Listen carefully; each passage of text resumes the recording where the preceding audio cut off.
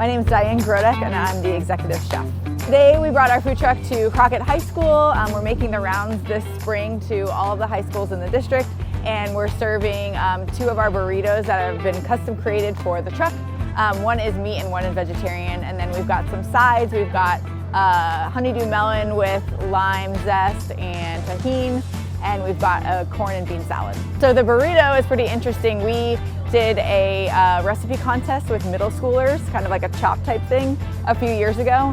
And one of the burritos that won, we developed into a recipe that was perfect for this application. So it's called the Verde Burrito. It has fajita chicken, grilled peppers and onions, pepper jack cheese, bacon, and then it's served with salsas and guacamole.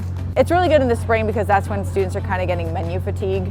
So this offers something a little bit different and exciting as the year is winding down. So it's open to all high school students, and it's the same status as you are in the cafeteria. So if you're at a school like Crockett, that's CEP and everyone eats for free, they're all eating for free out here. If you're a paid student, you would pay. If you're reduced, you pay your reduced rate. But nothing different than how we handle things in the cafeteria. It's a lot of work to pull it all together. The truck is a lot to handle, it's a beast.